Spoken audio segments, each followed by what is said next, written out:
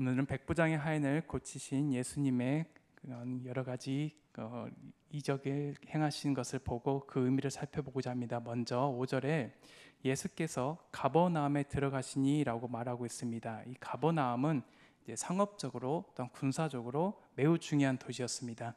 당시에 이 지역을 로마로부터 분할받아 통치하고 있던 분봉왕 헤롯 안티바스는 정식 로마 군단은 없었지만 군사들을 소집할 권한이 있었고 자신의 군대도 소유했습니다. 특히 갈릴리 지역의 군대는 이스라엘 사람이 아닌 갈릴리 북부 지역인 레바논이나 시리아에 거주하는 이방인들로 구성됐습니다. 로마에서는 이 군대의 조직에 백부장 제도를 도입해서 운영했습니다. 그러므로 백부장은 이방인 부대원들과 로마 사회를 잇는 중요한 역할을 한 장교였습니다. 본문에 나오는 백부장 역시 그러했습니다.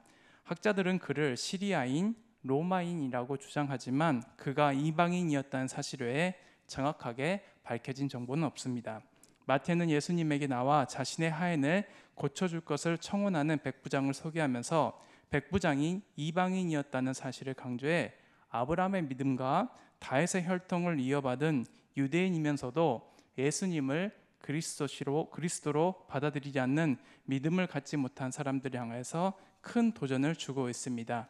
이 백부장이 지금 예수님께 나와서 한 가지 간청을 합니다. 6절에 이르되 주여 내 하인이 중풍병으로 집에 누워 괴로워하나이다.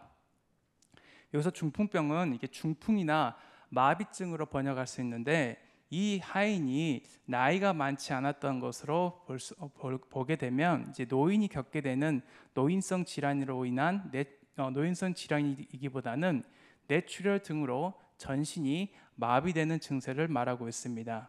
그런데 이 백부장이 지금 이 본문 앞에서 문둥병자들이 예수님을 주님이라고 부른 것 같이 오늘도 또한 비슷하게 오늘 본문에서도 예수님을 향하여서 주님이라고 말하고 있습니다. 백부장은 자신을 향하여서 주라고 부르는 많은 그런 하인들과 그리고 그 군대에서 자신이 거느리고 있었던 그런 부하들이 있었습니다. 하지만 자신은 지금 자기가 가지고 있는 권세와 공식적인 지위를 생각하는 것이 아니라 오직 예수님을 향하여서 이 공개적인 석상에서 많은 사람들이 모여 있는 곳에서 자신을 낮춰서 예수님을 높이는 주님이라고 지금 부르고 있습니다. 여기서 주님이라고 부르는 것은 이 백부장의 또한 믿음이었습니다. 이 당시에 초대 교회, 특히 로마 시대 가운데 온전히 주님이라고 고백해야 할 대상은 오직 로마 황제였습니다. 특히 이 백부장은 군대에 속한 군인이었습니다. 그리고 백부장이라는 지위에 있었습니다. 그런 그가 이와 같이 대낮에 많은 사람들이 모인 곳, 그리고 유대인을 향하여서 이 로마의 군인이 주님이라고 부르는 것은 정말 파격적인 것이었습니다. 그럼에도 불구하고 이러한 모습을 할 수밖에 없었던 것은 그 자신이 정말 자기의 모든 것을 다 잃는 한이 있더라도 정말로 얻고 싶은 것이 있었기 때문입니다. 그것은 바로 자기의 집에 하인이 중풍병으로 누워서 몹시 괴로워했다라는 것입니다. 이 하인은 그저 종이 아니라 이 하인의 원어는 파이스입니다. 이 파이스는 차일드라는 아이란 뜻입니다. 즉 우리가 알고 있는 하인이나 종의 의미를 넘어서서 아이로 번역할 수 있습니다. 이 파이스는 소녀를 가리키며 더 나아가서 자신의 대를 이어갈 수 있는 상속자로서의 아들이나 자녀를 말합니다. 그리고 사회적인 관계에서 이것은 종이나 노예 소년 또는 주인의 집안 살림을 맡아 관리하는 청직이나 또한 신하까지도 이와 같이 폭넓은 의미로 사용됩니다. 아마 본문에 나오는 하인도 단순한 종이라기보다는 백부장의 집안일을 총괄하는 청지기로서 자신이 아들이나 상속자처럼 여겼던 사람이거나 실제 아들로 입양된 사람으로 보입니다. 우리는 하인이 정확히 어떤 사람이고 본문의 상황에서 백부장과 어떤 관계인지는 알 수 없습니다. 하지만 로마의 백부장이 많은 사람이 모여 있는 곳에서 예수님을 주여라고 부르며 자신의 하인을, 즉 아이를 치료해달라고 간청하는 것 것부터가 대단합니다. 베드로가 예수님을 주는 그리스도시요 살아계신 하나님의 아들이십니다 라는 고백을 한 곳은 빌립보 가이사라 지방이었습니다. 이곳은 예전에 판이라는 이방신을 섬기는 신전이 있었고, 헤롯 왕이 죽은 후 그의 아들 헤롯 빌립이 이곳을 자기의 수도로 정하면서 로마의 황제 이름과 자신의 이름을 더해서 가이사라 빌립보라고 칭한 곳이었습니다. 세상의 수많은 이방신과 황제의 조각승들이 있는 그곳에서 베드로는 예수님만이 우리의 주님이시라고 분명히 고백했던 것입니다. 이와 같이 황제의 숭배 사상이 만연한 시대 상황에서 로마 군대에서 중요한 직책을 맡고 있는 백부장이 예수님을 주인이라고 고백하는 것은 그가 많은 고난을 겪을 수 있다는 것을 감내하면서까지도 이와 같이 파격적으로 예수님을 주님이라고 했던 것입니다. 이와 같이 이 백부장은 하인을 살리기 위해 자신의 자존심, 그리고 직책, 위신 등을 모두 내려놓고 오직 예수님 앞에 나왔습니다. 따라서 이 하인은 단순히 종이 아니라 가족의 한 구성원이거나 매우 중요한 관계에 있다는 것을 우리는 알 수 있습니다. 그리고 이 백부장이 이 예수님을 향하여서 이제 자신의 하인을 고쳐달라고 했을 때 예수님은 뜬금없는 말을 합니다. 7절에 이르시되 내가 가서 고쳐주리라 라고 합니다. 이방인 백부장은 유대인인 내가 굳이 너에게 가서 고쳐야 하느냐라고 지금 말하고 있습니다. 예수님은 내가라는 말을 사용하시며 자신이 직접 치유하실 것을 분명히 말씀하고 계십니다. 예수님은 자신이 다른 인격의 권위나 능력을 또한 통해서 병을 고치는 것이 아니라 바로 예수님의 이름으로 그 모든 권세를 행할 수 있다는 것을 분명히 말씀하고 계십니다. 이 당시에 이 랍비들을 향하여서 기도를 또한 요청하기도 했습니다. 하지만 이 랍비들을 향해서 기도할 때는 단지 이 치료와 치유가 행해질 수 있도록 그를 도와달라는 기도였지 치유 자체를 위해서 기도를 하진 않았습니다. 하지만 예수님은 바로 하나님이심으로 직접 치유하실 수 있었습니다. 7절을 평서문이 아니라 의문문으로 볼 때는 또 다른 의미가 있습니다. 7절을 유대인인 내가 가서 꼭 고쳐주어야 한다는 말이냐라는 의문문으로 그 의미를 볼 수 있습니다. 그렇다면 이는 완곡한 거절이 아니라 그야말로 예수님께서는 내가 너를 위해서 가서 고쳐줘야 되냐라고 하면서 반문하시면서 거절을 했던 것을 우리가 알 수 있습니다. 그러면 이와 같이 예수님께서 자신에게 와서 도와달라는 그러한 간청을 거절했던 것은 마태복음 15장 21절 28절에서 딸의 병을 고쳐달라고 간구했던 이 가나안 여인의 요청에 대한 것과 내용이 비슷합니다. 그런데 이 지금 마태복음 8장 오늘 본문 말씀과 마태복음 15장의 이 가나안 여자의 그러한 전체적인 흐름이 맥락이 거의 비슷합니다. 첫 번째로는 청혼자가 모두 이방인이었습니다. 두 번째는 예수님에게 또한 말씀으로만 치유해달라고 멀리 자신의 집까지 오실 필요가 없다고 말했습니다. 세 번째로는 말씀하신 즉시 치유됐습니다. 특별히 마태복음 15장 21절에서 28절에 보면 예수님께서 두로와 시돈 지방으로 들어가셨고 거기서 가나안 여자를 만나게 됐는데 이 여자가 예수님을 향하여서 주 다윗의 자손이요라고 분명히 말씀하고 있습니다. 예수님을 향하여서 주 다윗의 자손이라고 말한 것은 이 당시에 유대 율법주의자들의 그러한 예수님을 향한 태도와는 달랐습니다. 바리새인 서기관들이 그들이 아무리 성경을 알고 있다 할지라도 예수님을 향하여서 주님 그리고 그리스도라는 그 호칭으로 부르고 예수님을 그와 같이 인식할 수 있는 지식이 없었습니다. 그럼에도 불구하고 이 가나안 여인은 예수님을 향하여서 주라고 분명히 말씀하고 있습니다. 이와 같이 이 예수님을 향하여서 이 이방인 백부장뿐만 아니라 가나안 여자는 바로 예수님을 주 다윗의 자손 주님이라고 분명히 알고 있는 참된 믿음과 참된 신앙이 있었습니다. 그리고 이 여인을 향하여서 여자여 내 믿음이 크도다라고 분명히 말씀하고 계셨고 오늘 본문 말씀에도 이방인 백부장을 향하여서 그 믿음을 정말 놀랍게 여기시는 감탄하시는 그 예수님의 반응을 이제 보게 됩니다. 이와 같이 이 가나안 여인은 주인의 상에서 떨어진 부스럭이라도 먹게 해달라고 하는 겸손과 믿음의 모습이 바로 이방인 백부장의 모습과 비슷합니다. 그리고 예수님이 지금 어떤 곳을 향해서 가고 있는지 한 번쯤 볼 수 있는데, 이 지금 가나안 여인을 향해서 나갈 때는 두로 지방으로 갔었고, 그 여자는 헬라인이었었고 수로보니게의 족속이었다는 것입니다. 무엇보다 우리가 예수님의 그런 행적들을 우리가 볼 때 바로 무엇이냐면, 온 예루살렘과 유대와 땅끝까지 이르러 복음이 증거되리라 라고 말씀하셨는데, 예수님의 이러한 행적들을 볼 때 두로와 시돈 그리고 데가볼리라는 지역을 향하여서 예수님이 가게 지금 그 모든 이적을 행하신다는 것을 보게 됩니다. 유대인이라는 그 혈통적 그리고 혈연적인 그 범위를 넘어섰고 이방인을 향하여서 가되, 이 데가볼리라는 지역을 우리가 눈여겨볼 수 있습니다. 이 데가볼리는 이제 8장 28절에 보면 또 예수께서 건너편 가다라 지방에 가시매라는 곳이 나오는데, 이 가다라가 바로 데가볼리에 속한 지역 중에 하나입니다. 이 데가볼리는 10개의 도시가 이제 합쳐진 그런 도시입니다. 즉 우리나라로 따지면 강원도에 해당하는 지역이 속한 그 땅의 넓이였습니다. 그리고 강원도 안에 여러 가지 시들이 있듯이 여기도 10개의 도시들이 함께 있는 그런 지역이었습니다. 쉽게 말하면 데가볼리, 그냥 도라고 하면 이 데가볼리 안에 여러 가지 시들이 있는데, 그 시에는 바로 오늘 28절에 있는 가다라, 그리고 거라사, 그리고 다메섹, 그리고 빌라델피아 같은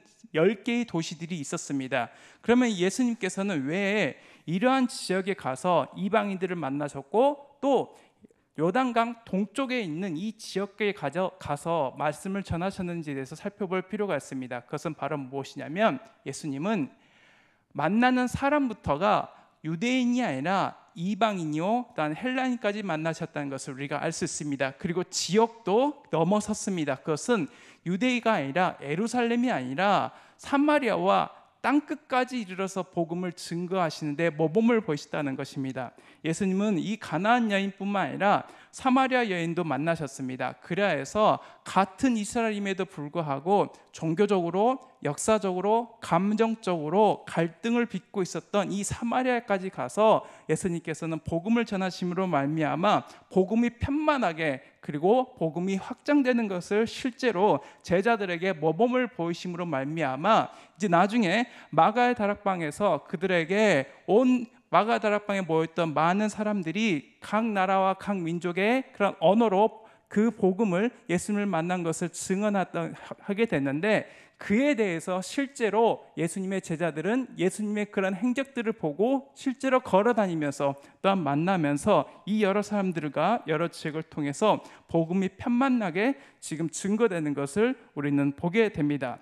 그런데 무엇보다도 이 복음이 증거되는 데 있어서 그 복음을 영접하는 자세가 필요하다는 것입니다. 그것은 바로 무엇이냐면 믿음이라는 것입니다. 믿음이 무엇이냐면, 이 이방인을 향하여서 예수님께서 이와 같이 그 믿음을 보고 놀랐던 것은 바로 무엇이냐면, 유대인들은 이와 같은 이방인이 또한 예수님에 대해서 믿음이 없다는 것에 대해서 반대적으로 대조되는 것을 실제로 강조하고 있습니다. 마태는 유대인들을 향해서 분명히 경고합니다. 그것은 무엇이냐면, 믿음은 혈통에 의해서 좌우되는 것이 아니라 복음을 받아들이냐 않느냐, 그리고 예수 그리스도를 또한 주님이시오 메시아로 믿고 있느냐, 그리고 자신의 집에 오시는 것조차 감당할 수 없다는 겸손함이 있냐 없냐라고 그 모든 신앙의 자세를 가지고 분명히 말씀하고 있다는 것입니다. 이 이방인 백부장은 하인이 나올 수 있다는 예수님에 대한 확고한 신뢰가 있었습니다. 생명이 위중하고 자신이 정말 아끼는 자가 이제 그 죽음을 앞두고 있고 단 한 번뿐인 그 기회에 살릴 수 있는 그 짧은 시간 동안 그가 선택할 수 있는 것은 여러 가지가 있었을 것입니다. 그렇지만 그 짧은 시간, 그 골든타임 가운데 단 한 번 자신이 요청을 해야 될 상황이었다면 그 마지막으로 오직 한 사람을 찾았습니다. 그것은 바로 누구냐면 예수님이었습니다. 그리고 이 예수님을 향하여서 무엇이라고 말하냐면 오직 한 말씀만 해달라고 분명히 말했다는 것입니다. 8절을 보십시오. 백부장이 대답하여 이르되 주여 내 집에 들어오심을 나는 감당하지 못하겠사오니 다만 말씀으로만 하옵소서. 그러면 내 하인이 낫겠나이다 라고 말하고 있습니다. 맞습니다. 자신이 지금 예수님 향하여서 간절하게 요청하는 것은 바로 무엇이냐면 다만 말씀. 이 다만은 단순히 오직이라는 뜻으로 다만 한 말씀만, 즉 그 한 말씀 한 단어만 말씀해 주시면 이 아이가 나을 것입니다 라는 간절한 그 마음의 소원이 있었고, 예수님이 다른 것이 아니라 그저 말씀 한마디면 이 아이가 살아날 것이라는 분명한 확신이 있었다는 것을 알 수 있습니다. 구약시대에 나아만 장군이 이제 병에 걸렸습니다. 그리고 선지자 앞에 나아갔는데 그 선지자 앞에 나와서 간청했던 것이 바로 무엇이냐면 하나님 여호와의 이름을 부르고 손을 흔들어 달라고 요청했습니다. 손을 흔드는 것을 그가 이제 예상했었는데 오히려 선지자는 그의 요청을, 그의 예상을 뛰어넘는 것을 했습니다. 주님의 말씀은 그 자체에 능력이 있습니다. 그리고 이에 대한 분명한 참 믿음을 소유했다는 것입니다. 이 이방인 백부장의 믿음이 얼마나 대단한지 알 수 있습니다. 이방인 백부장이 바라는 것은 이방의 우상 숭배자들처럼 주문을 외우거나 주술적인 행위를 하는 것이 아니라 권세를 가지신 그 예수님의 입에서 나오는 그 한마디를 통하여서 치료받을 수 있다는 것을 그 백부장은 알았다는 것입니다. 우리가 삶을 살아가다 보면 여러 가지 뜻하지 않은 고난과 위기가 있습니다. 그럴 때 우리는 주님을 향하여서 무엇을 원하십니까? 우리가 원하는 것이 무엇이든지 그 문제 해결하는 그 방법 중에 하나는 오직 하나, 즉 예수님이 말씀으로만, 그리고 내가 오늘 이와 같이 하나님의 말씀을 듣고 새벽부터 밤늦게까지 그 말씀을 통하여서 내 삶이 온전히 해결될 것이라는 그 온전한 믿음을 이 백부장은 가지고 있었고, 오늘 말씀을 통하여서도 우린 이 백부장이 말씀을 향한 절대적인 신뢰와 그 말씀의 권위자이신 예수님을 온전히 알았다는 것을 우리는 알 수 있어야 됩니다. 그리고 예수님은 온전히 천하 만물을 다스리시는 그러한 만물의 주권자이심을 그가 알았습니다. 9절에 나도 남의 수하에 있는 사람이요 내 아래에도 군사가 있으니 이더러 가라 하면 가고 저더러 오라 하면 오고 내 정도로 이것을 하라 하면 하나이다 라고 말하고 있습니다. 남의 수하에서 이 수는 권한이나 권력을 말합니다. 이것은 모든 의사결정을 할 수 있는 권한을 말하는데, 자신이 군대 장교로서 로마의 황제 혹은 자신의 상급자가 이 백부장에게 어떤 권한을 행사할 때 자기가 그 권한에 따를 수밖에 없다는 것을 분명히 말합니다. 이와 같이 이방인 백부장은